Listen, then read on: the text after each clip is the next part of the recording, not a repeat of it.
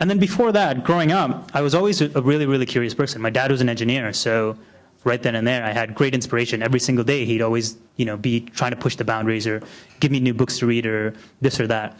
And I remember the way he grew up, him and his brother would always compete with each other, and they would try to outdo each other. His brother became a really great doctor, and my dad became a really great engineer. And when they were younger, they would build all sorts of really great things. Stuff like the stuff that you're doing right now. My dad actually would always tell me this story about when he was like 9 or 10 or something like that, and he hand-built like a transistor radio. And then he just, they just found parts at hardware stores and things like that, and they just put together a radio so they could listen to broadcasts, which was really fun. And then at another time, they actually kind of improved the radio so that they get international signals too. And so this was around the time of like India and China had a little sort of war going on at the time. So they would actually be able to listen to broadcasts about the war and things like that from China, which I thought was really great. These little kids that are only 10 years old built something like that. So that really inspired me to continue taking everything apart, putting things together, always asking why, and always being curious about how things work, right? Why should we just sit and watch a TV? Why can't, it's not to say I'm going to go build my own TV, but how does that thing actually work? How does that thing put together? How does a remote work? How does a bicycle put together, right? All of these things kept me really inquisitive and always asking questions, which I think is really important. It's really important to be curious. Don't just settle for what people tell you. Always be curious and wanting to know why things are, because that's how you expand your mind. You should never let anyone just tell you without you really knowing.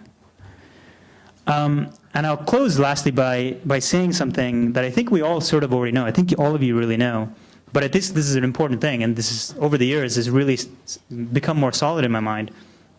We're in a unique place in the world right now where we can all make something, right? It's really simple to make something.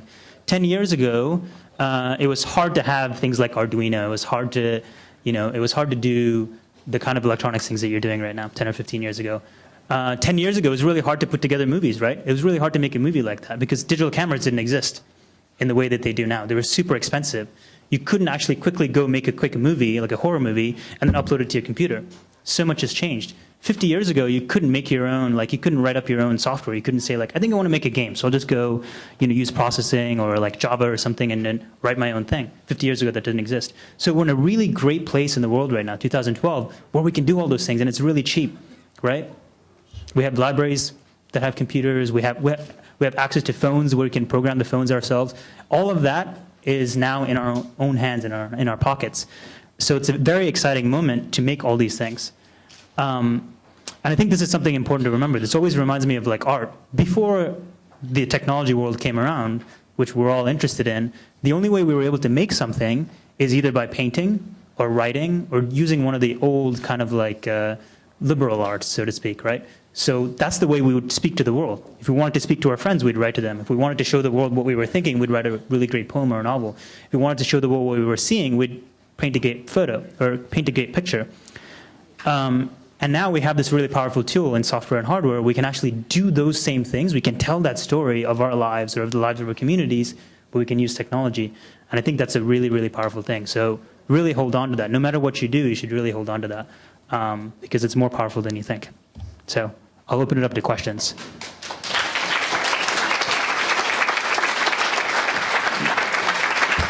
Thank you, Naveen. Those who have the mics, hold them up so people see where you are. Put up your hand if you'd like to ask a question to Naveen. Over here, great.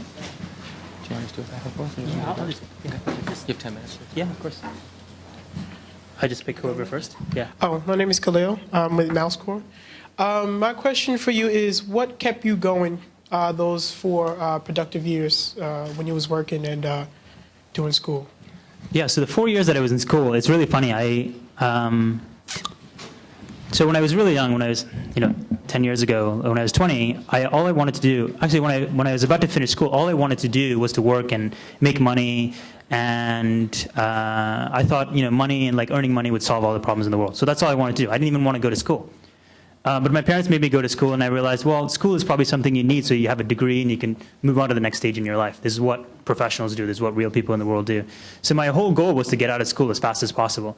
So that's why I crammed so much into the 4 years. I thought if I was going to spend 4 years in school, I may as well just go and work and learn and do all those things. So that's what I did. And then accidentally, I realized it became really productive because it was doing all these really great things.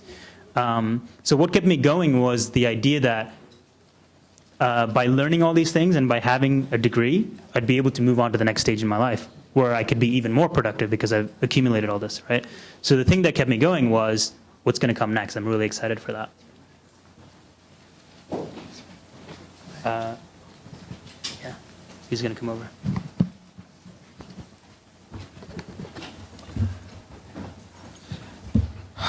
Okay.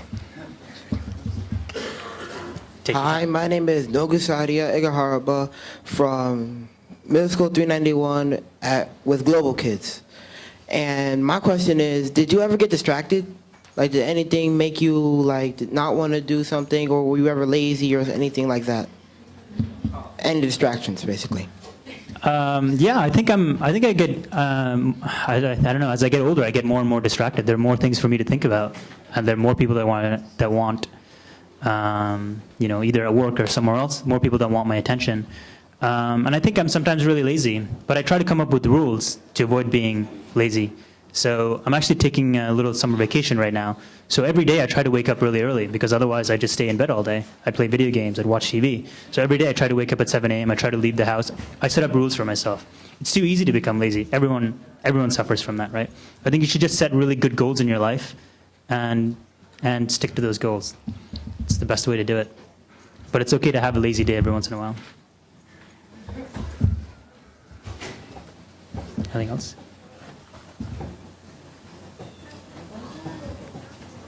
Good. Oh, there's one over here. Good.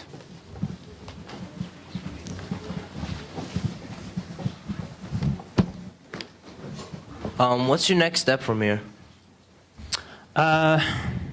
So I guess the easy answer is I don't know. I don't know what it is. As I was saying before, the best way to have a good idea is to have a lot of ideas, right? So I have a lot of different ideas, and I'm just in a place where I'm just learning as much as I can. I'm going back to learning a lot more. So I'm speaking with a lot of interesting people, friends, and people that I really admire, right? I'll just write to people that I think are doing really great work, or I have read about, or I've admired, and I try to go meet with them and see what inspires them and see what they're working on.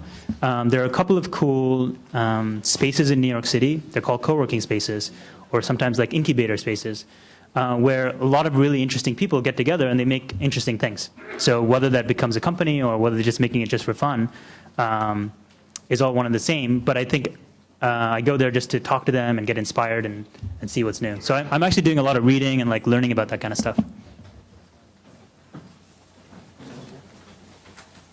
All right, awesome. Good, thank you. Thank you, Naveen. Give it up.